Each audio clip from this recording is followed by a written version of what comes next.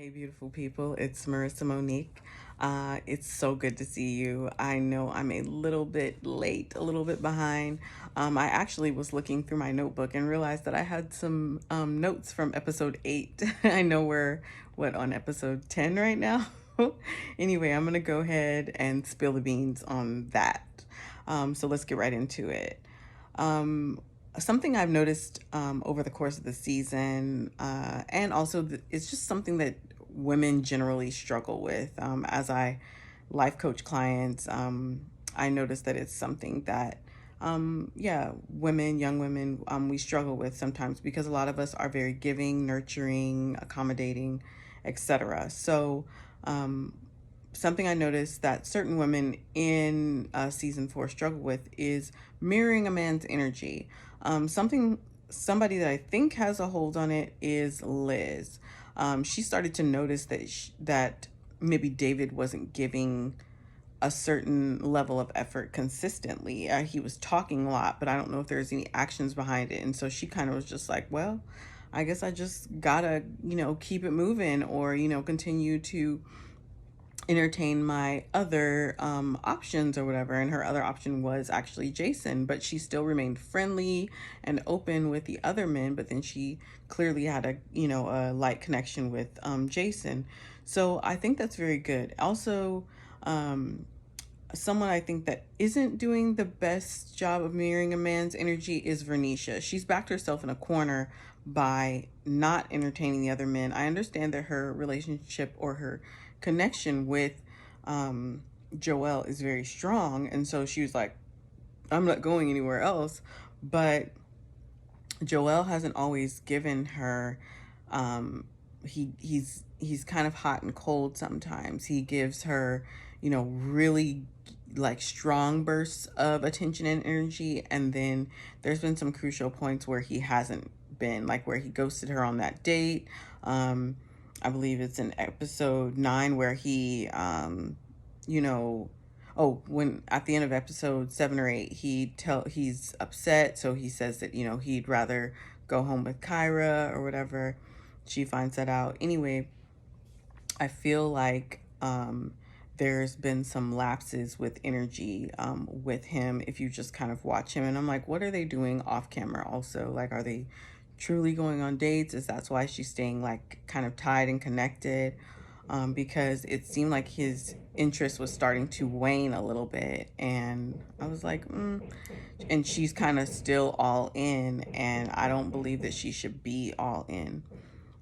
So, when you notice a woman, when you notice as a woman that a man is pulling away, you step back also. Do not chase. Get busy with your life. And if you do not have a life, create one and make it fabulous, boo. So, make sure a huge part of having a life is actually building it while you're single. Don't spend all of your single time like waiting and waiting and waiting to have a life with someone else. Actually curate the life that you want while you are by yourself and only have to worry about yourself.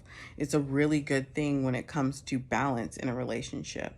And also, when you get into a relationship or you find yourself dating someone seriously, don't like drop and abandon the life, the friends, the relationships, the friendships you've built around the hobbies, the interests, all those things you've built while you were by yourself. A lot of women do that, and it can, and men do too. And it can be, it can throw your relationship off balance because the reason why you drew someone to you is because you did have a life and you had these things that kind of made you kind of colorful.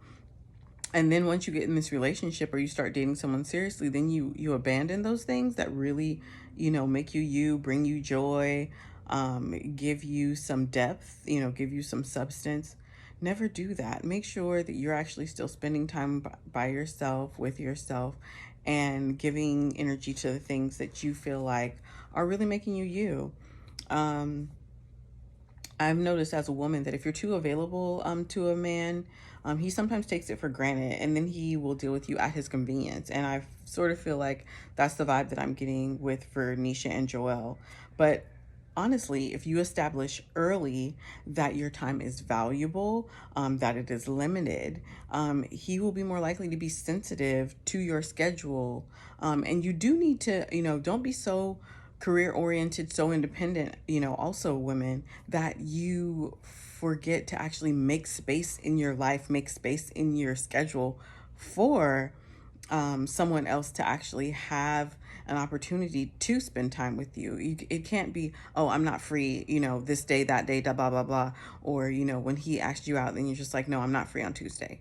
And then you don't give him an alternative. You don't say, oh, well, I'm not free on Tuesday, but I could do Wednesday or Thursday, or I could do Saturday or whatever. Like, negotiate your life and don't just shut people down, especially when you're interested in them. So it's actually, you don't need to spend time with someone every waking second. It's also very healthy for you to miss them and for him to miss you, boo.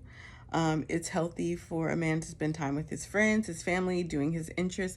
It actually is more freeing, and it will make him more happy if you release him to do that. If he doesn't feel bogged down, there's a lot of a lot of negative connotations that are kind of just thrown around, like ball and chain and things like that. You don't, as a woman, you don't want to be a ball and chain. You want to feel like you have a lot of freedom in a relationship. You also want your man to feel like he has a decent amount of freedom in a relationship. But because you give him that freedom, a lot of times he's still going to want to be with you because he just appreciates your attitude when it concerns freedom. Now, I'm not saying just go let him run amok and you not keep tabs on things, because sometimes that's not good. You shouldn't let children run amok. People should have boundaries. And if you're not comfortable with something, you should always share that. But as adults, we do require a certain amount of freedom, a certain amount of just independence. And so it's really, really important to keep those boundaries in a relationship. If you believe that a man doesn't value your time, then back up. Match his energy, match his effort. That is the key with dating. Not one person should feel like you should be giving, giving, giving, and not receiving anything. No one's giving anything back to you.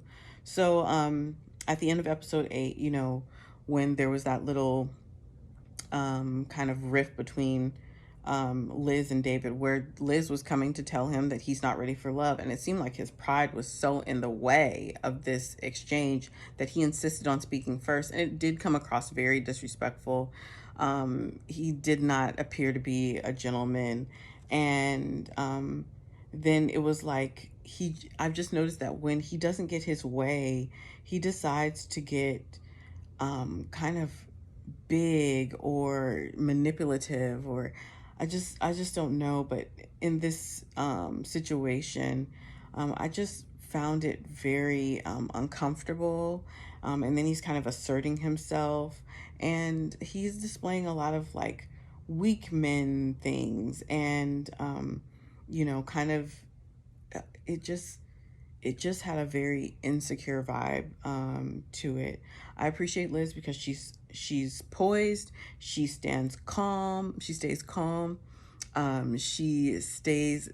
cadence of her voice, her tone, and her timing, it didn't rise with him. It wasn't speaking fast. It was like, no, you're a gentleman, right? So why don't you? And that I have learned in the 16 years that I refereed college and pro basketball, that it is important when they go high that you stay kind of firm and consistent, because sports are emotional. And so I learned by diffusing situation, it's important for me to stay calm.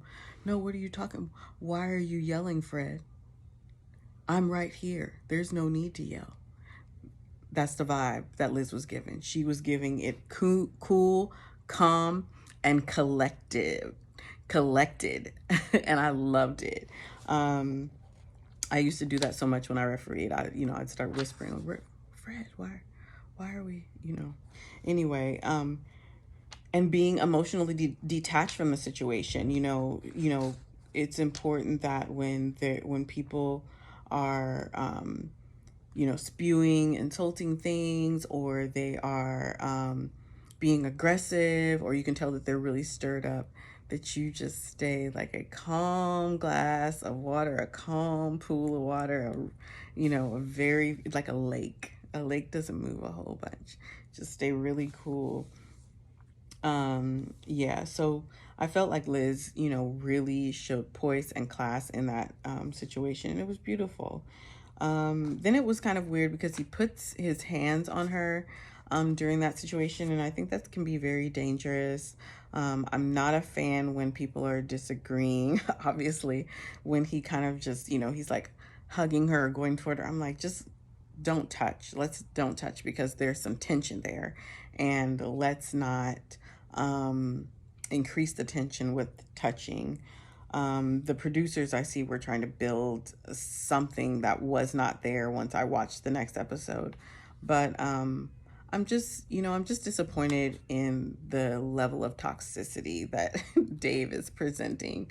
David is really disappointing, but that's all I got.